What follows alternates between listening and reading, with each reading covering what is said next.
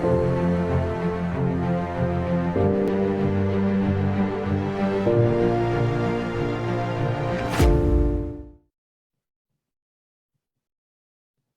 hello, and welcome to the show. I'm Nadia Giordana. Our guest today is Barbara La Valleur. She is an author. She's an internationally recognized photojournalist, and she's also a regular co-host on this program. But today she's our special guest. Let's go talk to Barbara and find out why. Okay, good. Ali Naithani, welcome to the show. Nadia, so good to see you and be with you all today. I haven't seen you for a while. I'm glad to have you here. Candy Pettiford. Yeah, that's me. All right. I am excited to be here. And yes, and I'm excited to hear from Barbara. Thank you, Nadia. And Jamila Pettiford. Thank you. It's always a pleasure to be on this show. Thank you. And as I mentioned a moment ago, Barbara La Valleur. Welcome to the show, Barbara. Thank you so much, Nadia. It's a little different to be on the other side of the questioning. As you know, I'm usually one of the ones asking the questions. And you also have your own show that you host in addition to that. So you're been on this side of the questions and programs quite often. Well, let me get things started with a basic question about your background as a photojournalist and how this book project got started.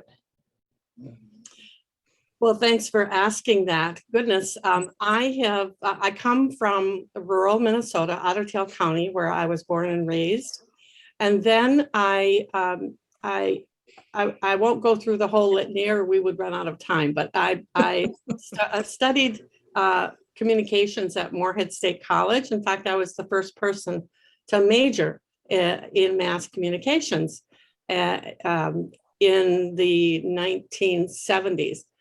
It took me 9 years to get my 4-year degree because I kept working part-time, going to school part-time, and doing other things like getting married and getting divorced and, having life happen. And I've had a 55-year career with 20 of those years spent in Europe, where I had I call my favorite gig, freelancing full-time for 7 German newspapers. And considering I didn't speak German when I went there, that was quite an accomplishment. I had so much fun. Well, great. Barbara, I didn't know that you had spent so much time in Europe. So that is amazing and great to hear. That I think could be a show in itself. So I'd love to hear more about that at some point. One of the things that I had heard about you was that there was a car that you won, and I think that really speaks to how committed you were when you as a young child or young woman to your career and to study this and to get into this. So maybe could you tell us that story and how that came together? Yes, it's really kind of fun, and it speaks to how early in life that you can actually start focusing on what it is you want to be as an adult. When I was 15, we had moved to a new town, and my mother opened up a beauty salon in Battle Lake, Minnesota, and there was a new used car dealership that opened up, and their door prize was a 1937 Chevy. Well, as I said, I was 15. I didn't have a license, and I won the door prize. I never drove the car because I didn't have a license. However, the following week, I sold it for $50 and walked across the street from the apartment we lived in downtown Battle Lake. And I went to the newspaper office, and they sold typewriters, and I bought a portable typewriter. And that really I didn't know at the time, but that really launched me into my writing and photojournalistic career. Wow. Well, you talked a little bit. You talked a little bit about your mom, and I was constantly thinking about your mom because I thought of my mom. My mom helped me in all the creativity and everything. And you said your mom was a hairdresser. Well, how did your mom kind of fit in all of this? I mean, did she say $50? You took that money and you bought a typewriter. What's wrong with you? I mean, how did your mom fit into all of this? My mom was probably my biggest champion throughout life. She supported me no matter what, and that helped both of my sisters and myself. So I'm the youngest of three. There were 2 years in between, and we all became powerful, successful women. And our role model was our mother. And I found out later, when I actually became a photojournalist, that she at one time had wanted to be a journalist. And she had never told me that until I actually became one. See? Oh, that's wonderful. Thank you. Yeah. Well, we know the power of parents really helps to change the narrative of our lives, and we speak of our mother. And I was reading, a little brief about your book, The Front Row Girl. And you talked about how Gal. Oh, yes. Excuse me. Gal. Yes. And you talked about how your father committed suicide and how that really changed things for you. And I know with journalism, you get to create your own narrative. You get to speak your own words. And sometimes these traumatic things really open you up to be more relatable. Would you talk a little bit about that experience? Oh, yes. Thank you so much for asking that question. My mother told me that from the age of 2, I made people laugh. And my dad was he was a jokester, and he was a lot of fun. But he also, when I was about 12, he went through a dark period. And if I could just correct you, Jamila, I prefer the term died by suicide rather than committed suicide. And I'm just learning about this actually this past year, because with the word committed, there's a blame association there. He was mentally ill, and he chose that method to do what he did. And it absolutely had a profound impact on me. There was no school counseling. We didn't get any therapy sessions. That was back in 1957. I was 12. And to make matters worse, his funeral was on Christmas Eve day. It was awful. And yet, the only death I'd experienced thus far was when my grandma died, basically a heart attack, and she was in her late 70s, I believe. But throughout my life, I've had a lot of experiences with different kinds of death. And it really made me stronger. And you're right about being a journalist. It's given me access to an empathy and an understanding of an aspect of life. And is death an aspect of life? We're all going to experience that.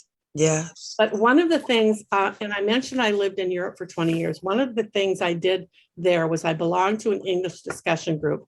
My friends were a variety of European women married to different nationalities, mostly in Europe, some Australian.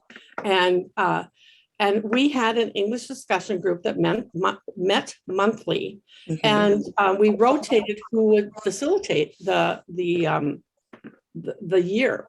And when it was my year, I suggested we talk about death. Nobody wanted to talk about death. And I actually enrolled them in the idea of that as a topic, because some of them had never even experienced a death at all, of a friend, a family member, or anything. Wow. So that was an eye opener for me. So, yeah. Thank you. And thank you for re-educating me. And I'll make sure to use the proper terminology, because that makes total sense. It does. Yeah. Thank you. Words do matter. If I've learned nothing in my 55 years, Words are so important, and our words are very important. So Well, you're a writer. You're a writer. Why not? That's a Indeed. wonderful takeaway from this. Yeah. I'm going to make a mental note about the very same thing. Thank you. And I had a thought, Barbara, about, I love the title of your book, by the way, Front Row Gal. And it occurred to me that that really, and perhaps you can expand on this thought, is a wonderful metaphor for your life and the lives of anyone else that wants to be present and participate in what's going on around them throughout life. Well, Front Row Gal really just came on me as I was writing my memoir. And then I thought, oh, that's who I am. I'm a front row gal. I sit in the front row at every opportunity. If I'm doing a seminar in church, we sit in the front pew.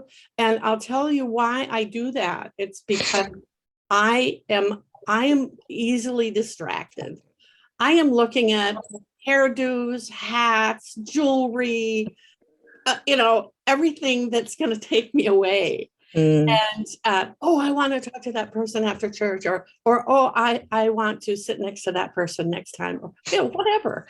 And so Front Row Gal also is perfect for my photojournalism, because as a photographer particularly, I either sat in the front row or particularly on the edge of a row, so that I could get up indiscreetly as possible, being in the front row, and go stand to the side so that I could photograph whatever was happening in the front, but I could also pivot and photograph the participants of the event, which is quite important in many circumstances.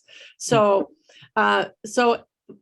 it may not be for everyone to sit in the front row. Clearly, I'm not bashful. Maybe for some bashful people, that would be so horrifying. And it is a method that I've chosen, a practice that I have that helps me focus. And as a photographer, focusing is critical. It's key. Yeah. But one thing I was thinking about, Barbara, and I love that title. I love the title. I do too. It makes me, right? Like, it makes you want to know more. Like, what? And front row is not for everybody. I know a lot of people who are like, I don't want to sit in the front row. I want to be back further. So what more? But one of the things I was wondering is, could you just maybe speak a little bit about, the courage and the confidence to write a book? Because I think there are a lot of people who have their own story to share with the world. And especially as we're moving in today's world, there's so much more we need to know. And so if someone who's watching this as an example is like, gosh, I'd love to write a book, but I don't know if anybody would be interested in my story. But Barbara, what would you say to that? Oh, that's such a great question. Thank you. So I firmly believe that everyone has a unique story to tell. Oh, yes. And the world wants to hear that story. They want to hear your story. And I would assert that we all have more than one story, but we all have a story to tell. And when I was writing my book, and it was I say it was a 4-year process. I actually had a productivity coach called on Zoom once a week.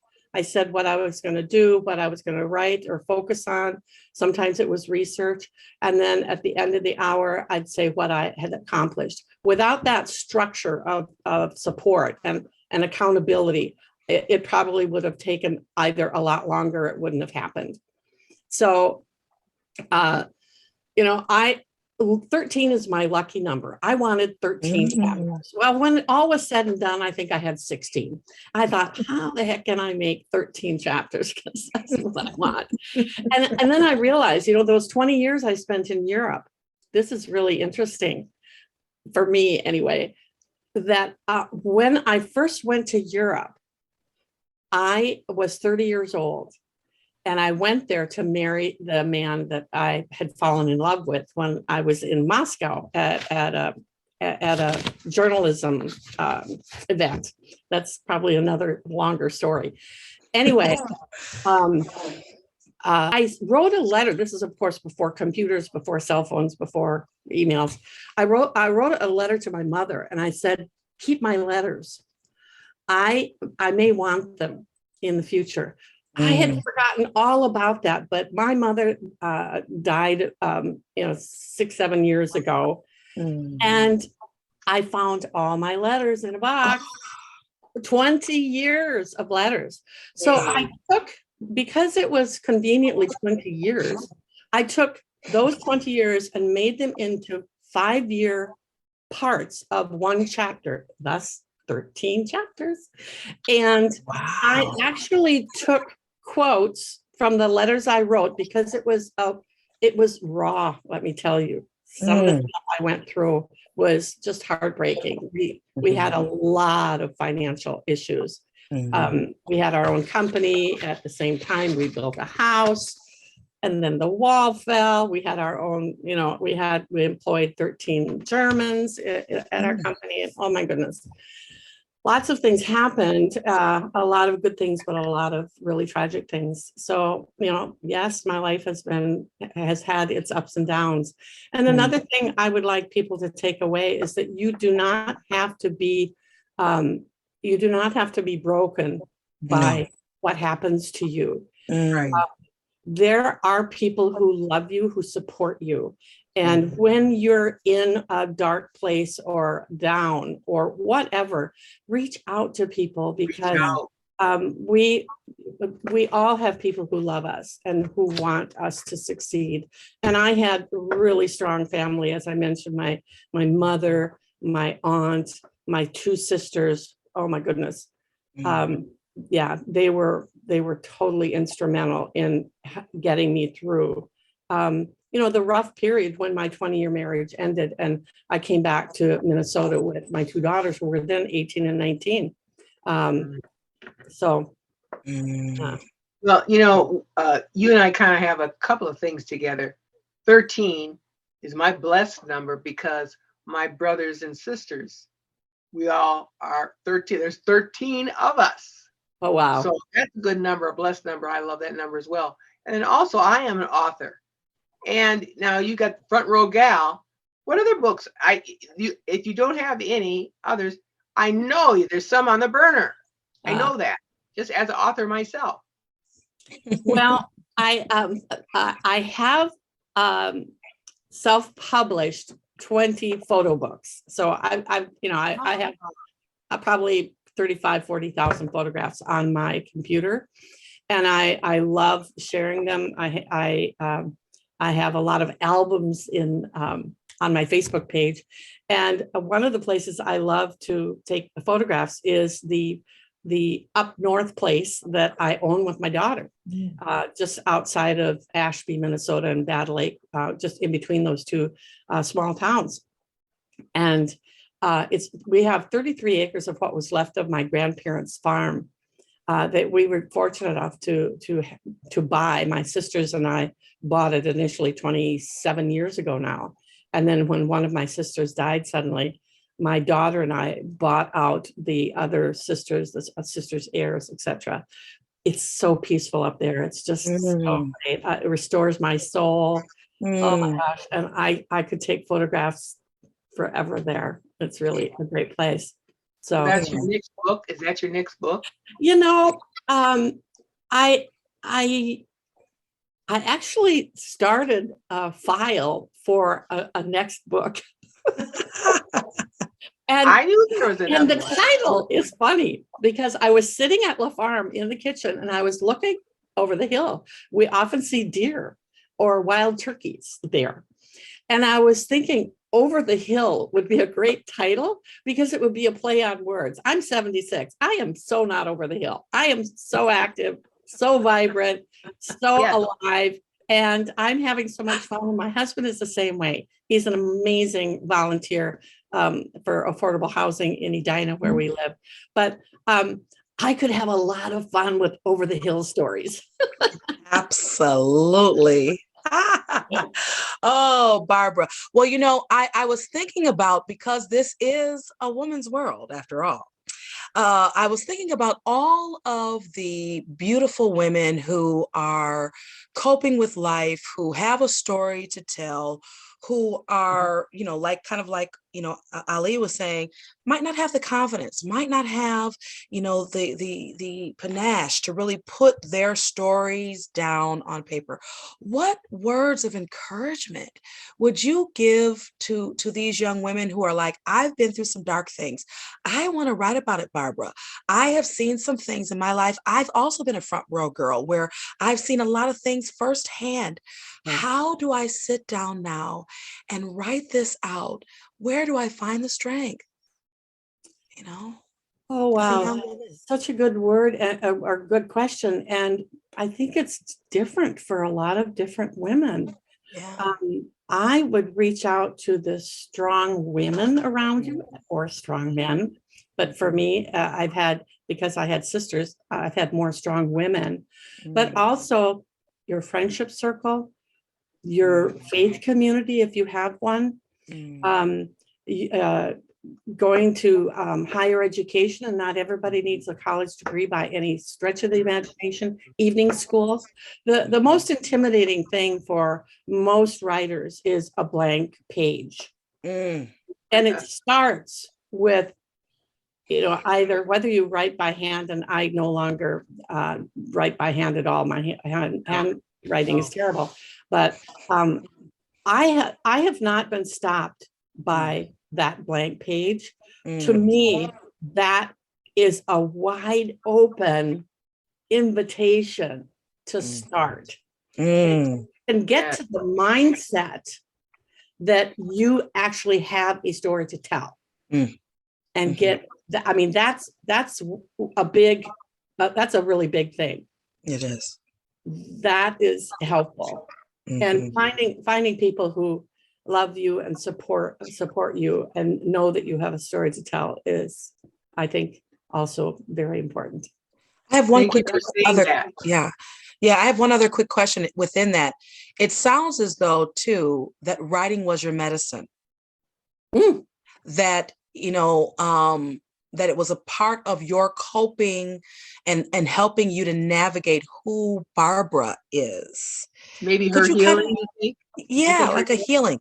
Could you speak to that? Is it a part of your medicine? Is it a part of your healing? Was it a part of your self-discovery? But I think you're absolutely right. Because when I was at my lowest, I wrote. When I was at my highest, I wrote. That's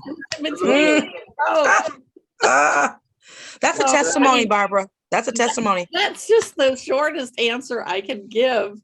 And I just know that everyone can. If you need a really good editor, then get a good editor to work with you. But I paid for an editor. That was very money well spent. I paid to have somebody publish my book because I didn't want to self-publish. And she took care of all the layout and all that stuff that I had no interest in. Well, other than wanting it to look good. Yeah. And my daughter actually designed the front cover, which is also a photograph from La Farm. Nice. Yeah. So two of the things I think that would be interesting for people is there's a lot of humor in my book. I am the class clown of Battle Lake High School, 1963. It's one of my claims to fame. But also, I have a chapter about famous people. I have some hilarious stories about meeting famous people, from President Bill Clinton to going back to President John F. Kennedy, who I photographed with a Kodak Instamatic. He was my first famous person. So thanks for asking. Well, thank you, with Barbara. that, this has been a wonderful conversation. Thank you, Barbara, for sitting on the other side of the desk for us today. And Ali Naithani, it's so great to have you with us today. as a co-host, and Candy and Jamela, both Pettifords. Yes. Thank you, thank you, thank you. And thank you all for watching. It's a woman's world. We'll see you next time.